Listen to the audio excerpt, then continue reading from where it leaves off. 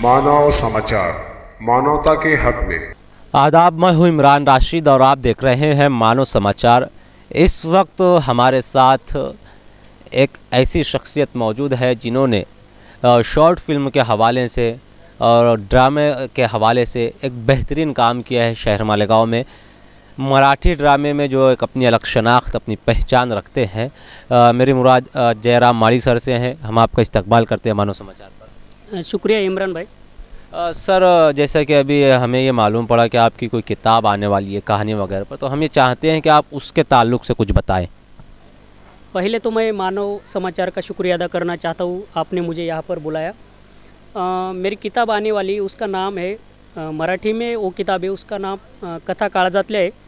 हिंदी में वैसे तो उसको कहा जाए तो कहानियाँ दिल की होगा। गए 2 साल से मैं वो लिख रहा था। जो मैं बचपन से आज तक जो अलग अलग औरतों को देख रहा हूँ, समाज में उनका बहुत बड़ा काम रहता है। घर के काम से लेकर बाहरी दुनिया तक बहुत सारे काम वो करती है, लेकिन हमेशा अपने समाज में वो ज़्यादा कहीं दिखाई नहीं देती। उसके तरफ देखने का नज़रिया भी लोगों का बहुत गलत होता है, और उसको देखते कि चलो ये औरत है, ऐसा समझकर वो औरत को हमेशा नीचा दिखाने की कोशिश करते। तो उस पर ये किताब है। हाँ, तो ये कुल कितने पेजेस है सर उसमें? उसमें मेरे ख्याल से 112 पेजेस हो गए, और पूरी उसमें 14 कथाएँ हैं। हाँ, तो अलग अलग औरतें उसमें है। कॉलेज जाने वाली लड़की से लेकर दिन भर खेत में काम करने वाली औरत और नौकरी करने वाली औरत, वो सब उसमें मैंने लिया है उनको। और वो समाज में किस तरह अपना काम करती है, समाज में रहकर वो अच्छा काम भी करती, लेकिन लोगों का देखने का नज़रिया जो रहता है वो अलग होता है। और उसको देखते हैं कि चलो ये सिर्फ, और उसके ऊपर जाकर हम कहते हैं कि वो सिर्फ चीज़ है, उसको ऐसा एक इंसान के रूप से देखते नहीं लोग। इस पर वो किताब है। तो बहुत सारी मेरी कथाएं अलग अलग लोगों ने पढ़ी। मैंने जब सोशल मीडिया पे उनको डाला, तो मेरे ख्याल से मेरी जो एक स्टोरी थी शॉर्ट, उसका नाम था तीची रात्र आणि मी। वो एक अकेली लड़की पे वो स्टोरी थी। तो किसी ने फॉरवर्ड की, तो इतनी फॉरवर्ड होगी तो दिल्ली से एक अनजान कॉल आया था मुझे। तो उनका प्रोडक्शन है tiny.in नाम का। तो वो बोले कि इसके हिंदी में राइट मिलेगा मुझे। तो मैं तो पहले शॉक रह गया था कि ये मराठी की स्टोरी इतने दूर गई कैसे। तो बाद में मुझे पता चला कि एक ग्रुप था, उस ग्रुप से वो वहाँ चले गए और उन्होंने उसके राइट मेरे पास से मांगे थे। ये कब लॉन्च होने वाली है आपकी किताब? मेरी किताब जनवरी के फर्स्ट वीक में लॉन्च होने वाली है, और MSG कॉलेज में उसकी पब्लिकेशन सेरेमनी रहने वाली है।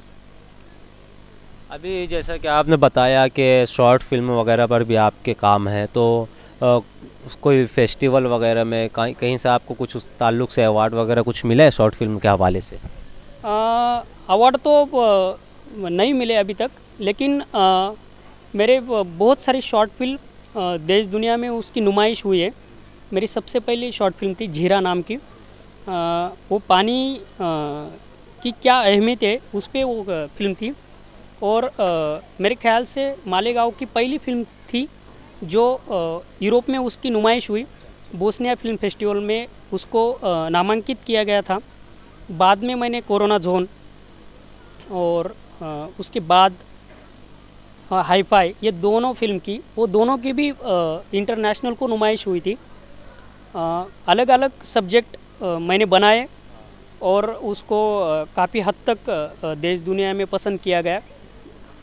इस फील्ड में आप कितने बरस से, कितने साल से आप इस फील्ड में है, यानी कि जो फिल्म लाइन में, ड्रामे की लाइन में? वैसे तो मुझे मेरा ताल्लुक़ इस फील्ड से कभी नहीं था। बचपन में मैं 5-6 साल का था, तब मालेगांव की शोले, मैंने उसकी लाइव शूटिंग हमारे गांव में देखी थी। और तब वो एक अलग माहौल था कि फिल्म कैसी रहती कैसी बनती, ये मुझे 5-6 साल की उम्र में तब बहुत ही अलग लगता था कि, और हमारे गांव में शूटिंग वगैरह हो रही थी, उससे ज़्यादा मुझे प्रेरणा मिली, मैं ऐसा कह सकता हूँ। कौन से गांव से आपका ताल्लुक़ है? मेरा गांव लेंडानी नाम का गांव है, मालेगांव तालुके में, उससे मेरा वहाँ पर मेरा जन्म हुआ, अभी मैं वहाँ पर ही रहता हूँ। अच्छा सर, हम ये जानना चाहेंगे, हालांकि ये बात मुझको पहले ही पूछनी चाहिए थी, लेकिन चूँकि इतनी सारी जब बातें आपने बताई कि किस तरह आपका सफ़र शुरू हुआ और क्या क्या आपने काम किए, तो हम ये जानना चाहेंगे कि आपका इस ताल्लुक़ से कुछ एजुकेशन वगैरह इसी फिल्म लाइन से आपने हासिल किया है, कहाँ तक हासिल किया एजुकेशन आपने? वैसे तो मैं मेरा बीए तक एमएसजी कॉलेज में मेरी पढ़ाई हुई। उसके बाद मैंने एमए सावित्रीबाई फुले पुणे विद्यापीठ में किया। उसके बाद मेरे अजीज़ दोस्त, मेरे पेरेंट की भूमिका रखने वाले dB Sonawane sir, Dnyaneshwar Sonawane sir और प्रवीण पाटिल सर, उनके मशवरे से मैंने नेशनल फिल्म आर्काइव्स में एक छोटा सा कोर्स किया फिल्म का, और उसके बाद मैं इधर आने पर मेरी पहली फिल्म जीरा बनाई थी। आप जो ये शॉर्ट फिल्म बनाते हैं, आम तौर से कौन से टॉपिक पर बनाते हैं आप? जैसे बहुत सा हर किसी का अपना अपना क्राइटेरिया होता है, कोई सोशल इशू को टॉपिक बनाकर उस पर फिल्म बनाता है, कोई रोमांस को बनाता है, हर किसी का देखने का एक नज़रिया अलग होता है। आप किस तरह देखते हैं समाज को और किन टॉपिक पर आप काम करते हैं? वैसे तो मेरी फिल्म बनाने की स्टाइल सबसे अलग नहीं है, लेकिन बहुत सोचने समझने के बाद, पढ़ाई करने के बाद एक ये अपना एक दृष्टिकोण बन जाता है कि आपको क्या बनाने का है। मैं पुणे में था तब मैंने बहुत सारी विदेशी फिल्म देखी, बहुत सारी पढ़ाई की उसके बारे में। फिर इधर आकर मैंने देखा कि सब्जेक्ट कोई भी हो, लेकिन उसको अलग तरीके से आपको आवाम के सामने रखने के लिए आपको आप में वो अलगपन लगता है। फिर मैंने पहली जो फिल्म बनाई थी जीरा, उसके बारे में बताऊंगा मैं। वो पानी की जो समस्या रहती है, वैसे तो मालेगांव देखा जाए तो गिरना डैम बहुत बड़ा धरण है, लेकिन एक दूसरी बात देखी जाए तो उधर जिसको माड़ माथा कहते हैं कि वहाँ पर पानी बहुत से कम मिलता है और बहुत सारी समस्याएं होती है, और पानी यूनिवर्सल सब्जेक्ट है। वैसे देखा जाए तो अगर बहुत सारे लोग कहते थे कि अगर तीसरा महायुद्ध हुआ तो पानी के ऊपर होगा, वो एक छोटी सी कंसेप्ट मेरे दिमाग में थी, और एक लाइव इंसिडेंट मैंने देखा था, वो देखकर मैंने वो फिल्म बनाई। वैसे उसके बाद मैंने कोरोना जोन बनाई। कोरोना जो आया था उसके पहले ही बहुत सारी महामारियाँ आ गई भारत में, नहीं पूरी दुनिया में आ गई, लेकिन जो ह्यूमैनिटी रहती वो खोई नहीं हमने। लेकिन कोरोना ने हमको ज़्यादा क्या किया कि हम इंसानियत खो बैठे।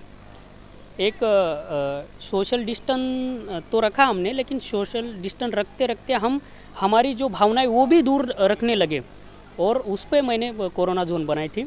बहुत अच्छी फिल्म बनी।